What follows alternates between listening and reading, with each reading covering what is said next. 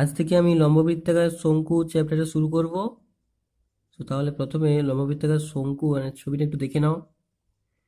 So এটাকে বলা হয় লম্ববৃত্তাকার শঙ্কু। এখানে হচ্ছে এই যে এটা হচ্ছে একটা বৃত্তাকার চিত্র এবং সেটাকে কেন্দ্র করে এটা হচ্ছে ছবিটা। ঠিক আছে, এর মধ্যে কি থাকে? এখানে বিটাকে বলা হয় শঙ্কুর শীর্ষবিন্দু। বিটাকে কি বলা হয়? শীর্ষবিন্দু। আর বিসি বা বিসি ডাস্ট এগুলো হচ্ছে তির্যক উচ্চতা। এখানে দুটো উচ্চতা থাকে, একটা হচ্ছে তির্যক উচ্চতা আর একটা হচ্ছে এমনি উচ্চতা। তির্যক উচ্চতা আরটা হচ্ছে মানে এই উচ্চতাটা আরটা হচ্ছে লম্ব উচ্চতা, যেটাকে বলা হয় আর কি এবি। এবি সমান হচ্ছে এমনি উচ্চতা। তো কিছু কিছু সূত্রের ক্ষেত্রে অনেক সময় তির্যক উচ্চতা দরকার হয়, আবার কিছু কিছু সূত্রে আবার উচ্চতা তো শুধু দরকার হয়। তো এটা হচ্ছে ছবিটা, এইটাই হচ্ছে ব্যাপার। সো আমরা একটু সূত্রাবলী একটু দেখে নেব ভালো করে কি আছে। সো প্রথমেই আসে যে শঙ্কুর বক্রতলের ক্ষেত্রফল। বক্রতলের ক্ষেত্রফল মানে হচ্ছে এইটা হচ্ছে সমতল, ঠিক আছে, এটা একটা বৃত্তাকার ক্ষেত্র, এইটা হচ্ছে সমতল, আর এইটাই বাদ বাকি এই গোলটা এটা হচ্ছে বক্রতল। মানে এই শুধু বক্রতলের ক্ষেত্রফল, ঠিক আছে, এই সমতলটা বাদ দিয়ে, মানে বৃত্তাকার ক্ষেত্রটা বাদ দিয়ে বাকি অংশের ক্ষেত্রফলটাকে বলা হয় পার্শ্বতলের ক্ষেত্রফল বলা যেতে পারে এটাকে, বা বক্রতলের ক্ষেত্রফল বলা হয়, যে কোনো একটা। ঠিক আছে, তো এর সূত্র কিনা পাই আর এল। তো পায়ের মানে আমরা জানি, যেখানে আর হচ্ছে শঙ্কুর ভূমির ব্যাসার্ধ, মানে ভূমিতে যে একটা বৃত্তাকার চিত্র আছে না তার ব্যাসার্ধ, এবং হচ্ছে শঙ্কুর তির্যক উচ্চতা, এখানে কিন্তু তির্যক উচ্চতা দরকার হবে। তারপরে হচ্ছে সমগ্র তলের ক্ষেত্রফল। তাহলে সমগ্র তলের ক্ষেত্রফলকে বের করতে হলে কি হবে? তাই সেই পার্শ্বতলের ক্ষেত্রফল বা বক্রতলের ক্ষেত্রফলের সঙ্গে যদি আমরা এই ভূমির ক্ষেত্রফলটা যোগ করে দিই তবেই তো আমরা পেয়ে যাবো সমগ্র তলের ক্ষেত্রফল। সেই জন্য এখানে পাই আর স্কোয়ার যোগ করে দেওয়া হচ্ছে, দিয়ে পাই আর কমন নিলে এখানে হবে আর, এটাকে প্রথমে লেখা হয়ে গেছে, আর তারপর প্লাস এল। ঠিক আছে, সো এটা হচ্ছে লম্ববৃত্তাকার শঙ্কুর সমগ্র তলের ক্ষেত্রফল। তাহলে সমগ্র তলের ক্ষেত্রফল আলাদা আর বক্রতলের ক্ষেত্রফল আলাদা। আগের অঙ্কটা সমগ্র তলের ক্ষেত্র মানে আগের গোলক চ্যাপ্টারটায় সমগ্র তলের ক্ষেত্রফল আর বক্রতলের ক্ষেত্রফল একই ছিল, কিন্তু এখানে তল একটা নয়, এখানে দুটো তল যেহেতু, সেই জন্য এখানে সমগ্র তলের ক্ষেত্রফল আর বক্রতলের ক্ষেত্রফল আলাদা হবে। সো এইখানে কি হবে, এই যে ড্যাশ পূরণ আছে, একটি মুখ বন্ধ শঙ্কুর কটি তল? ওখানে হবে দুটি তল, এখানে দুটি তল হয়। আর একটি তো সমতল হয়, এই নিচের গোলাকার চিত্রটা এটা হচ্ছে সমতল, আর হচ্ছে বাকি এই যে এটা হচ্ছে বক্রতল হবে। আরেকটা সূত্র কি না, শঙ্কুর আয়তন। তো আয়তন বের করতে গেলে কিন্তু আমাকে উচ্চতা জানতে হবে, তির্যক উচ্চতা জানলে চলবে না, শুধু উচ্চতাটা জানতে হবে। তাহলে এখানে কি হবে না, 1/3 পাই আর স্কোয়ার এইচ। এটা হচ্ছে আয়তনের সূত্র। তো এবার আমরা একটু অঙ্কে চলে যাব, কি আছে দেখে নেব। যেমন আমরা প্রয়োগ 1 এর অঙ্কটা একটু দেখবো কি বলেছে। বলেছে একটি মুখ খোলা লম্ববৃত্তাকার শঙ্কু তৈরি করেছি, যার ভূমিতলের ব্যাসের দৈর্ঘ্য 14 সেমি এবং তির্যক উচ্চতা 12 সেমি হলে এই শঙ্কু তৈরি করতে কি পরিমাণ কাগজ লেগেছে?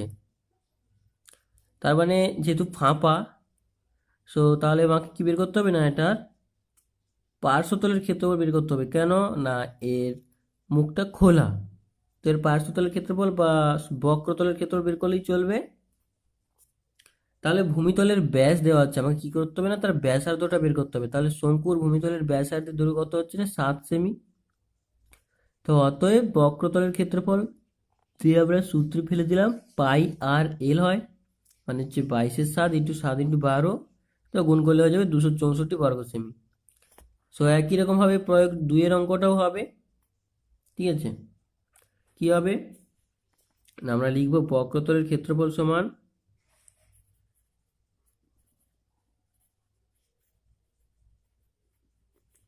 দেখো এখানে দেওয়া হয়ে যাচ্ছে 1.5 আর এখানে দেওয়া আছে 2, তাহলে কি হবে না 22/7 ইন্টু 1.5 ইন্টু 2, তাহলে এটাকে গুণ করতে হবে। এটার একক কি হবে না বর্গ মিটার তো তোমরা খাতায় করে ভালো করে লিখতে হবে কিনা লম্ব বৃত্তাকার শঙ্কুর বক্রতলের ক্ষেত্রফল সমান। সো এটা করলে কত হবে না 1.5 ইন্টু 2 মানে 30, 30 ইন্টু 22 করলে হবে 660, না 30 হবে না 3 হবে, তাহলে 22 3 66, 66/7 এত বর্গমিটার সমান কি হবে না 7 8 56 7 9 63, 9 পূর্ণ 3 7 এত বর্গমিটার। ঠিক আছে, তো এটা হবে অ্যান্সার। তারপরে প্রয়োগ 3-এর দাগেরটা কি বলা আছে, বলেছে কোনো শঙ্কুর ভূমিতলের ক্ষেত্রফল 78.47 বর্গ সেমি এবং তির্যক উচ্চতা 13 সেমি হলে শঙ্কুর পার্শ্বতলের ক্ষেত্রফল হিসাব করে লিখি। তো আমি ধরে নিয়েছি, ধরি শঙ্কুর ভূমিতলের ব্যাসার্ধের দৈর্ঘ্য 8 সেমি, কারণ দেখো এখানে ব্যাসার্ধের দৈর্ঘ্য দেওয়া নেই, তির্যক উচ্চতাটা কিন্তু দেওয়া আছে। সো পার্শ্বতলের ক্ষেত্রফল বের করতে হবে, তো আমাকে কি কি জানতে হবে না, ব্যাসার্ধ জানতে হবে আর তির্যক উচ্চতা জানতে হবে। সো প্রথমে মেন আমার এটা কি না, আমাকে প্রথমে ব্যাসার্ধটা বের করতে হবে। তো ব্যাসার্ধ বের করার জন্য আমাকে কি দেওয়া আছে কি না, শঙ্কুর ভূমিতলের ক্ষেত্রফলটা দেওয়া আছে। সো আমরা ধরে নিচ্ছি ব্যাসার্ধ সমান আর, আর আমরা কি জানি একটা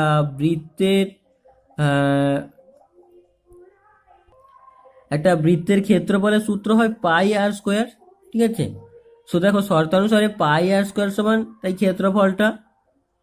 তো এখান থেকে আমরা আর এর মানটা কি পাবো, এখানে আর এর মানটা সমাধান করে দেওয়া নেই, এখানে সমাধান করতে হবে। আমি এখানে করছি 22/7 আর স্কোয়ার সমান 78 × 7 = 4। তো এটাকে ভাঙো, 7 8 56, 7 7 49, 49 5। ঠিক আছে, আমি 3-এর দাগের অঙ্কটা যে খাতায় করে নিয়েছি দেখো। সো প্রথমে ধরলাম ব্যাসার্ধের দৈর্ঘ্য সমান 8 সেমি, ভূমিতলের ক্ষেত্রফল তাহলে কি হবে না 22/7 আর স্কোয়ার বর্গ সেমি।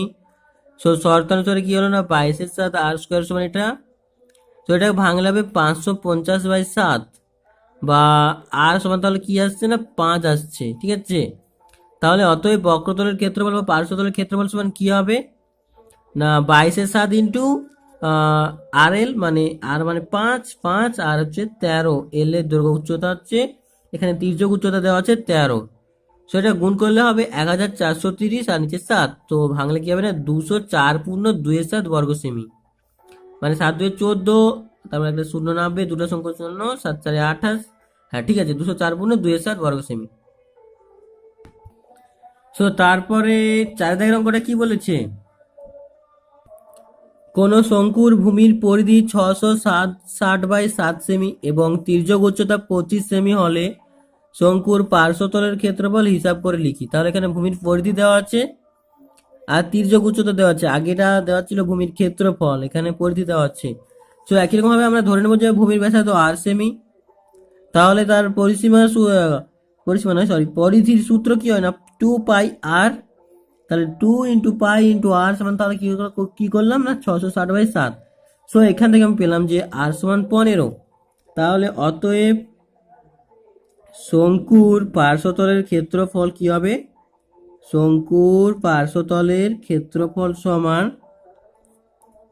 আমরা কি জানি সূত্র কি না পাই আর এল মানে হচ্ছে 22/7 ইন্টু 15 ইন্টু এখানে এল এর মান দেওয়া আছে 25, তাটাকে গুণ করতে হবে 15 2 30, 15 2 30, 330 ইন্টু 25/7 সমান হবে 0, 25 3 75, হাতে থাকে 7, 25 3 75, 7 82, 8250/7। তো এটা করলে কত হবে 7 একে 7, 7 একে 7, 7 7 7 7 7 49, 9 15, 60, 7 8 56 এত পূর্ণ 4 7 বর্গ সেমি। সো এইটা হচ্ছে আমাদের এটা সেমি হবে। ঠিক আছে, এটা আমাদের অ্যান্সার। সো এর পরের অঙ্কগুলো আমরা কি করবো না সমগ্রতলের ক্ষেত্রফল বের করতে হবে। সো দেখে নাও একটা প্রয়োগ 5-এর অঙ্কটা, যেমন তার ভূমির ব্যাসার্ধের দৈর্ঘ্য দেওয়া আছে এবং তির্যক উচ্চতা দেওয়া আছে, তাহলে তার সমগ্রতলের ক্ষেত্রফল কি হবে না সমগ্রতলের ক্ষেত্রফলের সূত্রে ফেলে দেওয়া হলো 22/7 ইন্টু 1.5 ইন্টু ব্র্যাকেটের মধ্যে 1.5 + 2.5। ঠিক আছে, আর এর মান বসানো হলো, এল এর মান বসানো হলো, দিয়ে এটা ক্যালকুলেশন করলে কি অ্যান্সার আসবে, কিছু তো কাটাকাটি হচ্ছে না, শুধু এখানে কাটাকাটি 5 3 15, 5 2 10, 2 2 4, আর তো কিছু কাটাকাটি যাচ্ছে না, 2 3 6, 6 × 22, মানে কত হবে? 22 6, 14×22, 14×12, 14×12 = 13, 132/7 মানে হচ্ছে 7 7 7 7 7 7 56, 17 পূর্ণ না 7 8 56, 18 পূর্ণ 6/7 এত বর্গ সেমি হবে আমাদের অ্যান্সার। ঠিক আছে, সো একই রকম ভূমির ব্যাসার্ধের দৈর্ঘ্য দেওয়া আছে, না ব্যাসের দৈর্ঘ্য দেওয়া আছে। এখানে প্রথমে কি হতো, ব্যাসার্ধ বের করতে হবে, দিয়ে তার ত্রিভুজ দেওয়া আছে। ঠিক আছে, এটা তোমরা নিজেরাই করে ফেলো, পরের দিন আমি অঙ্কটা করে দেবো। ঠিক আছে।